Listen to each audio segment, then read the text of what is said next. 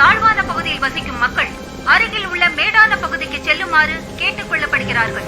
படகுகளையும் கட்டுமரங்களையும் பாதுகாப்பான இடத்தில் கட்டி வைக்குமாறும் கேட்டுக் கொள்ளப்படுகிறது.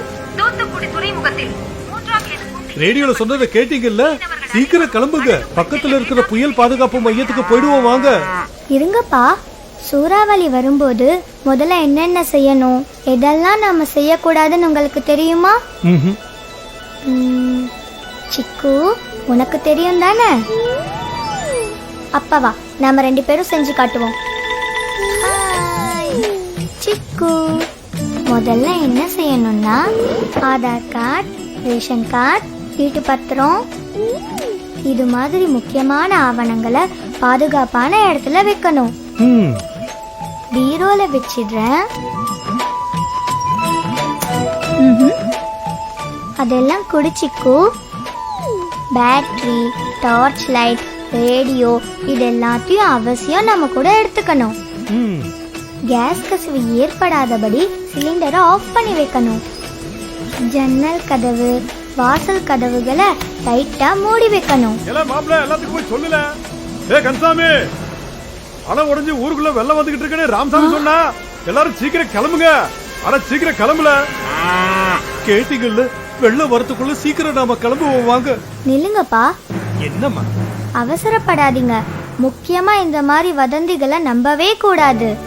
உண்மைனா அரசாங்கம் ரேடியோல அறிவிச்சிருப்பாங்கல்ல.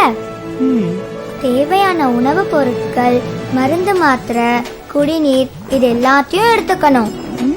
மழை கொஞ்சம் நின்று இருக்கு, இப்ப வாங்க போலாம். வெளியே போறதுக்கு முன்னாடி மறந்துடாம மின் இணைப்பை துண்டிக்கணும்.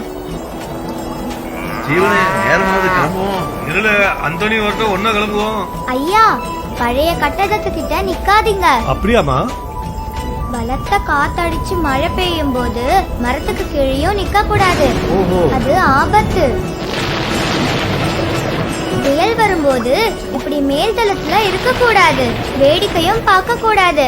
கீழே வாங்க. போலாம்.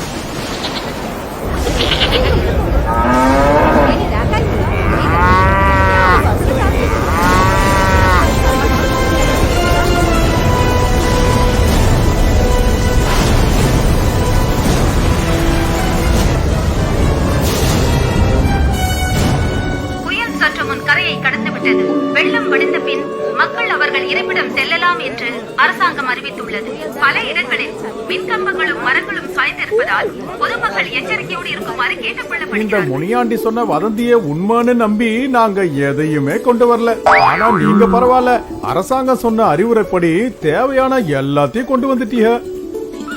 அரசாங்கம் சொல்றத கேட்டுடுவோம், ஆபத்துல இருந்து நம்மள காத்திடுவோம். பொதுநலன் கருதி வெளியிடுவோர் மாநில நிவாரண ஆணையர், வருவாய் நிர்வாகம், பேரிடர் மேலாண்மை மற்றும் பேரிடர் தணிக்கும் துறை, தமிழ்நாடு அரசு.